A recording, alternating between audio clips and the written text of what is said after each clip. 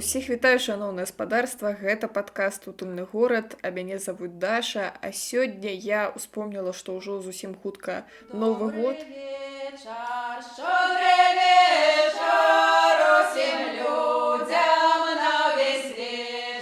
І з гэтай нагоды трэба пагаварыць раптам пра культурніцкія прасторы. Вы спытаеце, а як адно з другім звязана? А ў маёй галаве гэта звязана напрамую, таму што першая культурніцкая прастора, у якой я апынулася, быў, божа даруй, мясцовы раённы дом культуры. Я была маленькая, і мы там бавілі нейкі навагодні ранішнік ці кшталту таго, і таму ў мяне культурныя прасторы з Новым годам асацыююцца вельмі моцна. І мне падаецца, што шмат хто з нас на папярэдні Новага года тыя ці іншыя культурніцкія прасторы такі наведае. А для таго, каб мне тут не адной настальгаваць і думаць пра тое, як было файна, калі я была маленькая і хадзіла на ёлку, я запрасіла спадарню Лізу Шалай, якая зараз нам і раскажа, як яна звязаная з культурніцкімі прасторамі і чаму я менавіта яе запрасіла.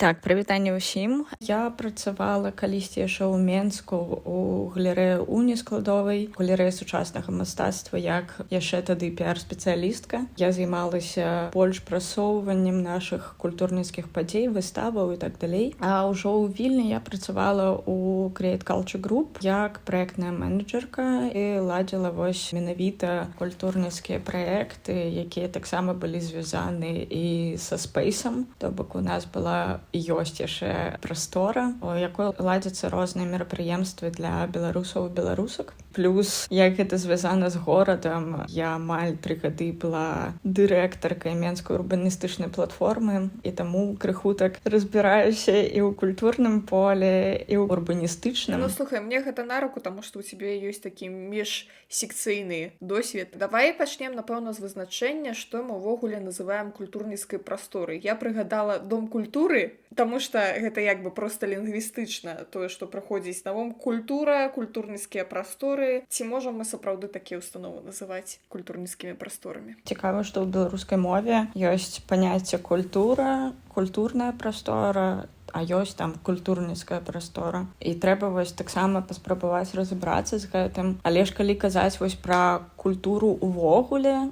і мы вось бярэм гэтае паняцце культура, то калі казаць зусім простымі словамі, гэта тое, што створана чалавекам. Гэта нейкае непрыроднае, а нешта, што стварае чалавек, і пры гэтым гэтая культура сама стварае чалавека ў адказ. То бок феномен чалавечнасці такі з'яўляецца. Мы можам казаць, што там літаратура, мастацтва, філасофія — гэта ўсё такія кампаненты культуры. Тады, калі мы пераходзім да культурнай прасторы, то што гэта такое? Гэта нешта зробленае людзьмі для таго, каб яны атрымлівалі гэты культурны кампанент. То бок гэта, магчыма, нейкі такі механізм, пры дапамозе якога адбываецца вось гэты працэс акультурвання прасторы ці чалавека.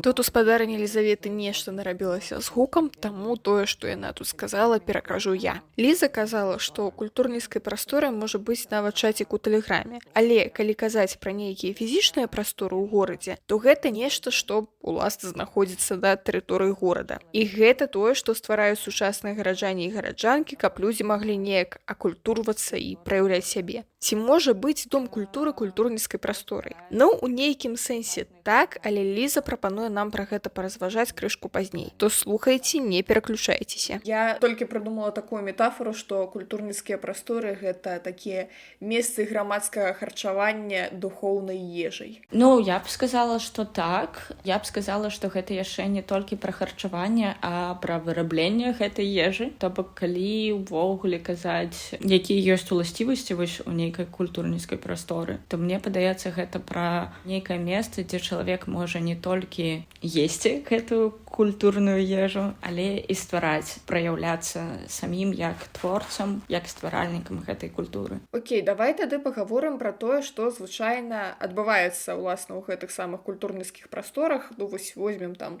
да прыкладу, тое ж галерэю У ці нешта аналагічнае. Што там звычайна робіцца, як там людзі вырабляюць і харчуюцца той самай духоўнай ежай? Я б увогуле вось гэтыя культурніцкія прасторы падзяліла на розныя такія групы. Гэта могуць быць там, напрыклад, першае, што прыходзіць у розум, гэта музеі. У музеях гэта хутчэй за ўсё. У іх ёсць нейкі музейны фонд, і яны захоўваюць мастацтва і выстаўляюць яго, і ладзяць выставы. Потым ёсць там галерэі ці выставачныя прасторы. Гэта вось пра галерэю сучаснага мастацтва ў нескладовая якраз. І гэта больш такі ўжо падыход, мне падаецца, пра кароткатэрміновыя выставы. То бок у іх няма вось гэтага музейнага фонду. Гэта больш пра культуру дыялога і культуру адукацыі. То бок гэта больш такі дыялогавы гарызантальны фармат. Ёсць тэатры, напрыклад, і гэта таксама культурніцкая прастора. Тэатры таксама бываюць розныя, гэта бываюць нейкія, там, калі мы бярэм Купалаўскі, напрыклад. Гэта тэатр, у якога ёсць свой будынак гістарычны, і яны там ладзяць сваю такую больш інстытуцыянальную праграму, такую больш сур'ёзную. І ў тэатры мы ходзім паглядзець пастаноўкі. Але ёсць і тэатры, якія існуюць без прастор. Вольны тэатр, групы людзей, якія займаюцца тэатрам, ладзяць свае пастаноўкі. І гэта ўжо пра нешта метафізічнае. Апошнія гады тэатры беларускія таксама, яны ладзяць не толькі пастаноўкі, але і шукаюць іншыя фарматы дыялогу з гледачамі і гледачкамі. Гэта вельмі цікава, гэта можа быць размова з рэжысёрам, удзел людзей у нейкім перформансе. Гэта таксама вельмі класна і вельмі цікавая спроба пазнаёміць людзей з мастацтвам і з культурай. Ёсць бібліятэкі. На самой справе ў 21 стагоддзі гучыць так, ого, бібліятэка існуе. Але вось проста па маім досведзе, калі я вучылася ва ўніверсітэце, я вельмі шмат гадзін праводзіла ў бібліятэках, мне гэта падабалася. Глядзець гэтыя кнігі, якім уже больш за некалькі стагоддзяў, гэта вельмі цікава. І бібліятэкі гэта таксама такая культурніцкая прастора са сваім унікальным такім фарматам дыялогу, са сваімі правіламі. І мне падаецца, вось, што ў бібліятэках мы заўважаем, што правілы зусім іншыя. У бібліятэках трэба быць ціхенькім, трэба чытаць гэтыя кнігі вельмі уважліва і нікаму не перашкаджаць. Але можна кранаць іх рукамі ў адрозненне ад музею, напрыклад. Гэта іншы экспірыенс узаемадзеяння з культурай. Гэта больш такі тактыльны, візуальны. Яшчэ падлучаецца вось гэты наш розум, які спрабуе вылучыць розныя там адрыўкі з розных кніг. І ёсць, напрыклад, там кніжныя клубы. І гэта ўжо крыху іншае. Гэта адрозніваецца ад бібліятэкі, вось таксама больш дыялогавым фармат. Гэта ўжо пра супольнасць, то бок вы аб'ядноўваецесь вакол нейкай літаратуры. Тут у Лізы яшчэ раз нешта нарабілася з гукам, але яна казала пра усялякія нетрывіяльныя культурніцкія прасторы, як то, напрыклад, паркі, дзе людзі могуць бавіць свой час, гуляць з дзецьмі і сабакамі, гуляць у шахматы, чытаць кніжкі і займацца спортам. Ёсць яшчэ батанічныя сады, напрыклад, дзе адмыслова вырошчваюць усякія цікавыя расліны. І тут цікава, што ад пачатку мы казалі, што культура гэта нешта нежывое, але гэтая самая жывая і нежывая гісторыі неяк пераплятаюцца. А яшчэ ёсць клубы, бары, якія таксама ў пэўным сэнсе ёсць культурніцкімі прасторамі, хаця і вельмі адрознымі ад бібліятэкі музеяў. А ёсць яшчэ майстэрні мастакоў і мастачак. Месца, дзе ствараецца культура. І куды ты можаш прыйсці, калі цябе запросяць мастак ці мастачка. Мне падаецца, што можа быць розныя адукацыйныя месцы, пляцоўкі, школка для падлеткаў, месцы, дзе яны могуць навучацца. Але ёсць і для дарослых, і гэта пра культуру адукацыі і пра культуру асветы. Ну і мне падаецца, што ёсць яшчэ асобныя месцы, быццам бы, пра якія мы таксама ў эміграцыі можам забываць, бо іншыя мовы. Гэта кінатэатры. І ў кінатэатрах таксама могуць ладзіцца розныя імпрэзы. Гэта можа быць як проста прагляд, ты набываеш квіточак і ідзеш глядзець там. А можа быць там арт-ток з рэжысёрам, і ты можаш з ім пазнаёміцца, задаць свае пытаннічкі. Ну, ёсць яшчэ прасторы, дзе ты можаш з жывёламі, мабыць, паўдзельнічаць, і гэта можна таксама у нейкім плане назваць культурніцкімі прасторамі, але не тое, каб я гэта моцна падтрымліваю, аб'ядноўвае ўсё гэта дыялог ды супольнасць. І мне падаецца, што вось такая асноўная функцыя імпрэз і ўвогуле культурніцкіх прастор — гэта ствараць вось гэтыя супольнасці. пералік дзяржаўных устаноў культуры Гродзенскага района мы з табой толькі што зрабілі. Цяпер давай крышку маёй рэфлексіі на гэты конт. Пачну з канца, з усякіх адукацыйных устаноў. То бок я ведаю, што ёсць добрыя і файныя усякія установы нефармальнай адукацыі, нават не установы, проста, напрыклад, у мяне сябры ходзіць на такое, дзяўчына, якая займаецца пляценнем саломы, яна арганізуе майстар-класы, ты прыходзіш, плаціш ёй толькі за кошт матэрыялаў і сядзіш, пляцеш сваіх павушкоў, вельмі файна бавіш час, знаёмішся з іншымі людзьмі, якім цікава плесці павушкоў. Але ёсць, напрыклад, школы мастацтваў, ад якіх шмат у каго рэальна псіхалагічныя траўмы. Кшталту я хадзіла ў школу мастацтва. У нас было музычнае аддзяленне і уласна мастацкае аддзяленне, дзе мы малявалі. І праблема ў тым, што яно, як там, выглядае як качка, ходзіць як качка, кракае як качка, але зусім не качка. То бок, быццам бы прыходзяць людзі аднаго ўзросту, аб'яднаныя там ідэяй спяваць у хоры ці маляваць малюнкі. І нават ёсць нейкія канцэрты, туды нават прыходзяць людзі, якія не вучацца ў гэтых установах, нейкія выставы ладзяцца. Але пры гэтым быццам бы мінімізаваны момант творчасці і момант вось гэтага самавыражэння, таму што ты не можаш маляваць тое, што табе захацелася, кшталту у цябе стаіць зараз па раскладзе 3 гадзіны жывапісу. А па плане, значыць, вы малюеце шматфігурную кампазіцыю з геаметрычных фігур, і вось ты сядзіш і малюеш вось гэтую кампазіцыю з геаметрычных фігур. Тое ж самае было ў музычным аддзяленні, усе гэтыя выставы, усе гэтыя справаздачныя канцэрты, гэта зноў жа было штосьці такое зарганізаванае зверху, што прыдумалі настаўнікі-настаўніцы, вось яны прыдумалі канцэпцыю выставы там ці канцэрту, і ты проста як бы прыходзіш, робіш свой унёсак, зноў жа ты малюеш тое, што яны сказалі, і вучыш тую партыю, якую яны сказалі, і ўсё гэта неяк рэалізоўваеш. Хаця, ну, я кажу пра тое, што гэта зноў жа нейкая такая вельмі вертыкальная гісторыя з іерархіяй і ўсімі справамі, хаця выглядае зноў жа як нешта такое прышпільнае. Наколькі я памятаю, дзесьці ў 1890-х з'явіліся вось першыя такія установы культуры, то бок гэта... Мне падаецца, што ўжо з назвы зразумела, што гэта нешта такое зверху быццам бы спускаецца. У 1890-х годах у Расійскай імперыі з'явіліся першыя клубныя установы для народа, так званыя народныя дамы. У іх звычайна размяшчаліся бібліятэкі з чытальнямі, тэатральна-лекцыйныя залы, нядзельныя школкі, чайныя і кнігагандлёвыя крамы. Народныя дамы ствараліся на сродкі земстваў і арганізацыі гарадскога самакіравання, а яшчэ таварыстваў пісьменнасці і усякіх прыватных асоб, схільных да мецэнацтва. У Савецкім Саюзе з 1920 года народныя дамы, якія будаваліся з другой паловы. У Савецкім Саюзе з 1920-х тыя народныя дамы былі пераўтвораныя ў працоўныя клубы і дамы культуры. Гэта рабілі савецкія ўлады для таго, каб насельніцтва далучыць да культуры. Асноўная рыса ў іх была тое, што гэта спушчаная зверху культура, якую трэба было ўжываць насельніцтву, а не ствараць. І мне падаецца, што ў гэтым ёсць галоўнае адрозненне паміж прасторамі культуры, якія мы зараз бачым, і паміж установамі культуры. Пра тое, што мы вось зараз з табой разважаем, дзе ты прыходзіш, табе там трэба нешта рабіць, што цябе спускаюць зверху, ты не можаш праяўляць сваю вось гэтую індывідуальнасць, крэатыўнасць, нешта самім ствараць. Таму вось калі ты ў пачатку казала там пра дом культуры, гэта установа культуры. Яны нават так і называюцца афіцыйна. Дзяржаўная установа культуры, так. Гэта не пра супольнасць, гэта больш пра гарызанталь. Сучасныя культурніцкія прасторы, партысіпатыўныя больш, яны карыстаюцца вось гэтым правілам нічога для нас без нас. То бок ты ствараеш больш інклюзіўныя, чуллівыя нейкія умовы для людзей, каб яны маглі ў першую чаргу рэалізоўвацца і адчуваць гэтую супольнасць. Ва установах культуры быццам бы адчуваеш вось гэтую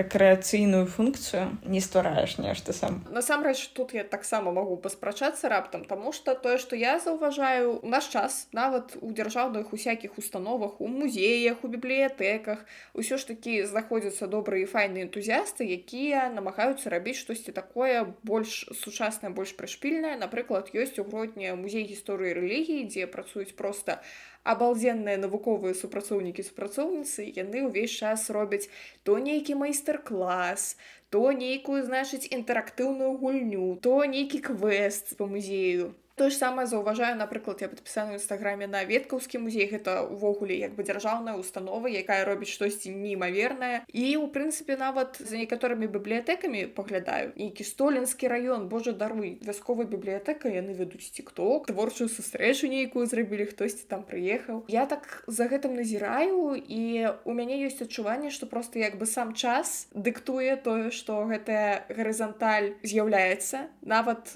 у такіх як бы зацэментаваных установах, і ты нікуды ад гэтага не дзенешся. Зараз, калі ты хочаш быць канкурэнтна здольным, то ты не можаш не заўважаць вось гэтую тэндэнцыю да стварэння суполак. Часам вось гэтыя музейныя установы дзяржаўныя, мабыць, яны не могуць прапанаваць нешта вау цікавае з пункту гледжання таго, як зроблена сама экспазіцыйная частка. Але ім трэба ўсё роўна неяк шукаць мэтавую аўдыторыю, неяк далучаць людзей да сябе. Яны шукаюць вось гэтыя новыя шляхі далучэння людзей да сябе. Мне падабаецца, што гэта адбываецца. І мне падаецца, што ці ты так робіш, ці становішся такой установай, да якой ніхто не звяртаецца, ніхто не ходзіць. І я б яшчэ тут падумала пра тое, што зараз нашае пакаленне і ўвогуле людзі, якія жывуць у 21 стагоддзі, у нас больш такое, шмат пра гэта кажуць, кліпавае мышленне, быццам бы. Калі гэта будзе такая нудная экскурсія, дзе табе будуць акадэмічнай мовай распавядаць нешта, не тое, каб шмат людзей змогуць проста запомніць, пра што была гэтая экскурсія.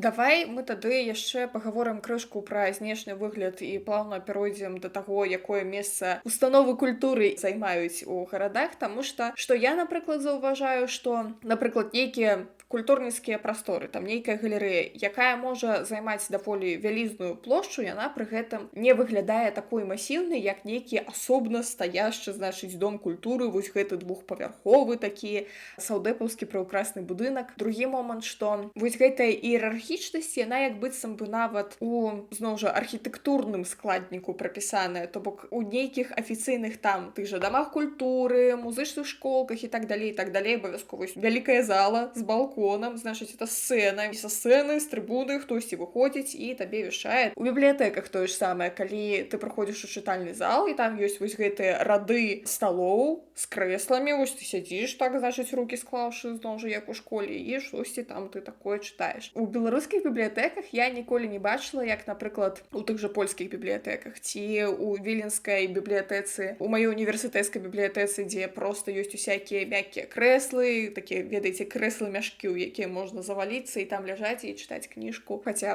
падавалася б, у чым праблема, ці чалавек будзе за сталом яе чытаць і лежачы, значыць. Твая думка даволі цікавая для мяне. Частка вось гэтых установаў культуры арганізоўваліся дзяржавамі, і дзяржава шукала месца ці стварала месца для гэтых установаў культуры. Калі мы кажам пра культурніцкія прасторы, якія з'яўляюцца зараз, ці з'яўляліся крыху раней, гэта хутчэй за ўсё ці такая НДАшная гісторыя, ці гэта бізнес-гісторыя. І гэта самі ўладальнікі ці ўладальніцы гэтай прасторы шукаюць месца. Не тое, каб бізнес ці асабліва НДАшка маглі пабудаваць сабе нейкі такі велізарны будынак. Таму я думаю, што гэта абумоўлена грашыма, у першую чаргу, фінансамі. Вось ёсць такі даволі цікавы феномен. Я некалькі месяцаў таму была на праграме вось якраз у Варшаве пра культурніцкія установы беларусаў і беларусак у Варшаве. Тыя, хто ў эміграцыі. Даволі цікава, што горад можа выдаць людзям, якія шукаюць прастору, даволі такія таксама прэтэцыёзныя месцы. Гэта можа быць такая проста заля з фіранкамі, шыкоўная. Гэта ўсё бескаштоўнае ці на нейкіх льготных умовах выдаецца. І тут у мяне ёсць дысананс на самой справе. Я вось тыдзень хадзіла па розных установах, там былі вось такія, якія мы проста бачым. Гэта сучасная культурніцкая прастора. Яна там белыя сцены, лофцік крыху. А потым ты бачыш амаль тую ж самую ідэю, але яна змешчана ў пляцоўцы, якую можна назваць ДК. Гэта як музей Луцкевіча ў Вільні. Гэты будынак быў выдадзены віленскай мэрыяй музею. І ў іх там ёсць як музей, так і пляцоўка для івентаў, для выставаў. Яны таксама спрабуюць гэта неяк раздзяляць. І гэта таксама цікава, што зараз адбываецца быццам бы вось такое крос узаемадзеянне. Уявіць такое ў Беларусі, уявіць сябе, што нейкі будынак там купалаўскага тэатра перайдзе ў рукі нейкай крэатыўнай тэатральнай студыі, якая займаецца, я не ведаю, інклюзіўны тэатр, напрыклад.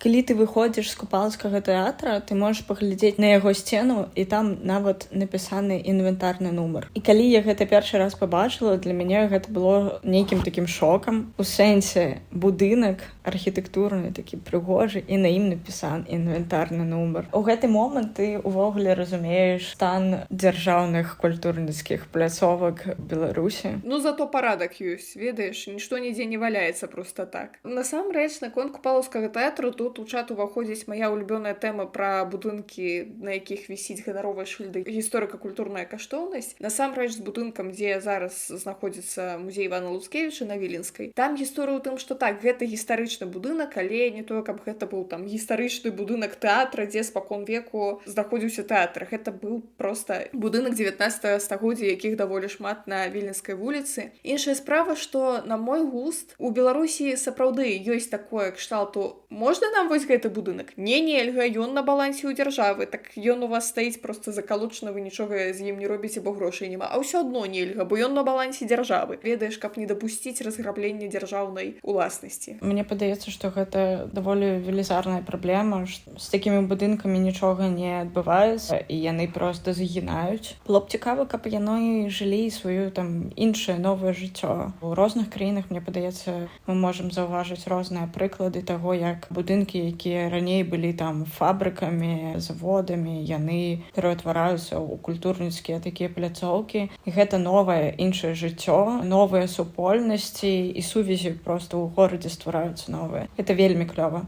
І вось тое, што ты казала яшчэ пра гісторыка-культурную каштоўнасць. Напрыклад, Create Culture Space, ён знаходіцца ў месцы, дзе жыў Мойша Кульбак. І калі я там працавала, мы думалі пра тое, а мабыць, нам адчыніць нейкую там кавярню ці нешта такое. І мы не маглі адкрыць яе. Бо гэта гісторыка-культурная каштоўнасць. Рабіць кухню, напрыклад, там нельга. І гэта вось горад забараняе гэта рабіць. Але там існуе крэатыўная прастора, у якую прыходзяць людзі, ладзяць там свае івэнцікі, выставы. Таму мне вось падабаецца, што хоць ёсць такі варыянт. У Беларусі гэта складаненька. Ты ведаеш, у мяне зараз бровы амаль папаўзлі за перыметр ілба, таму што у тым жа ж будынку знаходзіцца піцэрыя. Гэта іншыя будынкі на самой справе. То бок піцэрыя там знаходзіцца з іншага боку вуліцы, і гэта іншы будынак лічыцца ў горадзе. У іх нават розныя адрасы, яны былі пабудаваныя ў розныя гады, наколькі я памятаю. Таму у іх розны статус вось гэты гістарычна-каштоўнасны. Окей, давай тады мы з тобой пагаворым пра тое, што вось калі з'яўляецца культурніцкая прастора здаровага чалавека, а не установа культуры курыльшчыка, як гэта пачынае ўплываць на горад і гараджанак. Я магу сказаць на прыкладзе Вільні, таму што на маіх вачах кшталту ў горадзе не было прасторы, і вось яна з'явілася, і туды пацяклі рэкі актывістаў і актывістак, ладзіць свае імпрэзы, з'явілася вось гэтая прастора для камунікацыі, людзі пачалі знаёміцца, потым з'явілася іншая прастора, зноў жа там з крышку іншай мэтавай аўдыторыі, які зноў жа там знаёмяцца, знаходзіць кантакты, заходзіць нават новыя прафесіі, таму што, дарэчы, нам патрэбная SMM-менеджерка, ой, а я ўмею пісаць тэксты, ну там можа ты да нас, то бок гэта нетворкінг, каворкінг, усё там прысутнічае. І з нашага боку я заўважаю, што калі адбываецца, напрыклад, нейкі рэпутацыйны скандал, што як бы таксама было ўжо на нашым досведзе, і як бы і людзі такія пакрысе кшталту: вы нешта таксічнае, мы ад вас адыдзем на паўкрокі, то зноў гэта ламаецца, і зноў як быццам бы няма нейкай такой агульнай, агульнавядомай прасторы, дзе ўсе могуць камунікаваць з усімі і жыццю радавацца. Так, ты проста сказала ўсё як ёсць. Калі думаць пра тое, як уплываюць культурніцкія прасторы на горад і гаражанак, мне падаецца, што можна такія пункцікі зрабіць. І вось першае, што ты сказала, што гэта супольнасці, і гэта так. Проста ў гарадской прасторы павінны быць вось такія месцы, павінны быць выкананы нейкія умовы, каб з'яўляліся камунікатыўныя практыкі. Такой умовай можа быць культурніцкая прастора, дзе людзі могуць проста камунікаваць паміж сабой, дыскутаваць. Пасля гэтага ў іх з'яўляецца супольнасць. З супольнасцю крыху складаней, яна не абавязкова з'яўляецца вакол гэтай прасторы. У прасторы могуць быць розныя супольнасці. Калі там ёсць выставы, то гэта можа быць супольнасць людзей, якая ходзіць на выставу ў гэтую прастору, ці яны самі ўтвараюць, ладзяць гэтыя выставы. Гэта можа быць супольнасць людзей, якія ходзяць у гэтую прастору, ведаю, на нейкія майстар-класы, на кніжны клуб той же самы, пра што мы ў пачатку казалі. Мабыць, у прасторы ёсць бібліятэка. Яны ходзяць тады ў бібліятэку і разважаюць потым вакол гэтых там літаратуры. Ці гэта людзі, якія ходзяць у каворкінг і працуюць у смежных нейкіх накірунках, і вось яны таксама арганізавалі гэтую супольнасць. Але у іх усіх ёсць нешта, што іх аб'ядноўвае. Гэта вось гэтая прастора, якая стварыла умову для камунікацыі. І навошта тады запыт такі: окей, горад, камунікацыя, навошта?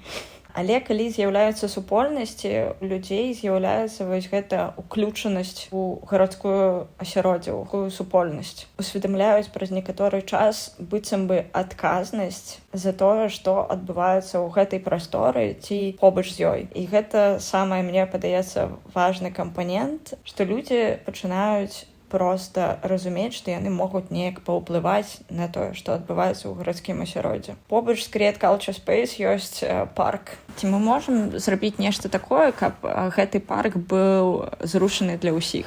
Пачынаецца вось гэта камунікацыя паміж рознымі суполкамі. Людзі пачынаюць абмяркоўваць, што можна зрабіць з гэтым паркам, што можна зрабіць з гэтай прасторай ці з гэтым дваром. І гэта вельмі змяняе ландшафт. Можа з'явіцца, не ведаю, фестываль нейкі. Як адбылося там ЗОК-16. Гэта таксама была проста будынак, які выкупіў бізнес, запрасіў людзей з архітэктуры, з урбаністыцы і з крэатыўнага сектара. Вуліца Кастрычніцкая вельмі змянілася за гэты час існавання там ОК-16, потым галерэя У, Хулиган таксама. Бар «Хулиган», якобы с дерзким названием. Но на каждого хулигана есть свой Тимур и его команда. Гэта бізнес, які вельмі паўплываў на гарадское асяроддзе вуліцы. Тут ізноў узніклі праблемы з гукам, але Ліза прыводзіла ў прыклад Кастрычніцкую вуліцу, дзе пакрысе з'яўляліся новыя і новыя кропкі прыцягнення, ладзіліся фестывалі, а мастакі-мастачкі малявалі розныя графіці. А ўсё гэта адбылося праз наяўнасць супольнасці. Тых самых людзей, якія хадзілі ў ОК-16, галерэю У і той самы бар «Хулиган». Потым Ліза ўзгадала новую баравую і тое, што сучасныя забудоўшчыкі і забудоўшчыцы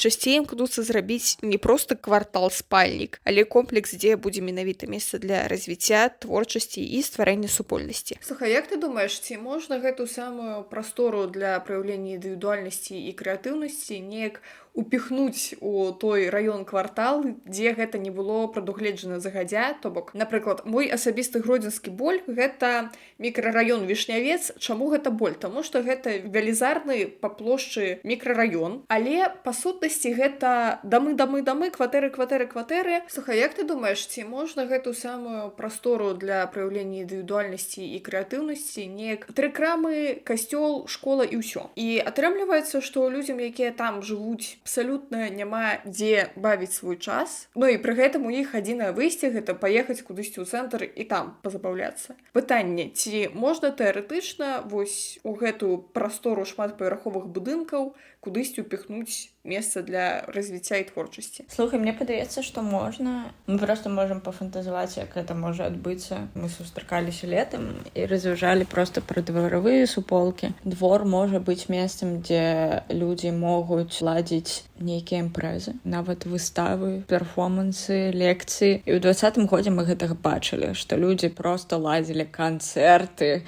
на балконах, гэта зусім іншая функцыя з'явілася. Так, гэтыя прасторы можна назваць ужо культурніцкімі. Гэта зноў ж такі праз супольнасці можна ствараць гэтыя культурніцкія прасторы. І тут узнікае вось гэтае пытанне, што раней з'явілася, яйцо ці курыца, прастора ці супольнасць, што першым павінна з'явіцца. Я не думаю, што нешта вось павінна з'явіцца першым. Проста ці з'яўляецца супольнасць, якая разумее, што ім патрэбна нейкая культурная прастора, ці з'яўляецца прастора, якая будуе вакол сябе гэтую супольнасць. І так яно працуе. Але мне падаецца, што ў ідэале, калі гэта працуе не праз суполку мы ствараем прастору, а спачатку мы ствараем прастору, трэба зрабіць нейкае даследаванне. То бок зразумець, хто вакол знаходзіцца, зразумець сваю мэтавую аўдыторыю, патрэбы гэтай мэтавай аўдыторыі. І пасля гэтага ладзіць ужо прастору. Бо калі не з'явіць даследаванне, гэта будзе установа. Якая мне думка прыйшла ў галаву. Калі мы маем справу з установамі культуры, класічнымі гэтымі дамамі культуры і усімі астатнімі файнымі рэчамі, то гэта гісторыя пра тое, каб дзяржаве індактрынаваць грамадзян і грамадзянак нейкай сваёй культуры, як яны яе разумеюць, правільнай дзяржаўнай культурай. Але праблема ў тым, што людзі не вельмі індактрынуюцца. То бок, калі ў цябе ёсць тэлефон і інтэрнэт, ты лепей не будзеш хадзіць ні на якія канцэрты, чым на канцэрты, прысвечаныя Дню працоўніка сельскай гаспадаркі, ты лепей пасядзіш дома ютубчык паглядзіш. І атрымліваецца, што канкураваць за увагу людзей з тымі ж тэлефончыкамі даводзіцца штосьці выдумляць новае. І так нават установы культуры пакрысе трансфарміруюцца менавіта ў культурніцкія прасторы, якія маюць пад сабой не гэтую вертыкаль, мы вам спускаем правільную культуру, а вы, калі ласка, кушайце. А гэта пра тое, што мы супольна збіраемся і супольна штосьці ствараем, і культура тут як бы хутчэй інструмент аб'яднання і стварэння супольнасці, чым інструмент кантролю над людзьмі. Я б сказала, што вось гэтыя сучасныя культурніцкія прасторы, пра якія мы сёння размаўляем, гэта пра першую чаргу гарызанталь, па-другое, праз гэтую гарызанталь ствараецца суполка. Гэта ўжо неяк уплывае на горад, гарадское асяроддзе, на гараджан, гараджанак. Калі гэта установа, то бок зверху ўніз, я б сказала, што гэта не вельмі жыццяздольныя зараз прасторы. Ёсць адно, канешне, но. Калі гэта зусім таталітарная дзяржава, у якой не будзе зусім ніякіх варыянтаў рэкрэацыі, магчыма, нейкія мэтавыя аўдыторыі будуць спажываць гэты культурніцкі кантэнт з установаў культуры. Бо проста няма выбару. Але ж гэта не пра развіццё, а гэта больш пра стагнацыю. І калі мы кажам нешта пра развіццё, то гэта пра гарызантальныя вось гэтыя сувязі. Што называецца, за гэта і вып'ем. Дзякуй шчыра, спадарня Елізавета, што завітала да мяне сёння. Шаноўнае спадарства, дзякуй за праслухоўванне. Стаўце лайкі, зорачкі і ўсе астатнія прыемныя адзнакі і стварайце кам'юніці вакол нашага падкаста. Пачуемся. Уважаемые пассажиры, памятайте, вы обязаны оплатить проезд. Набывайте проездные билеты к началу поездки.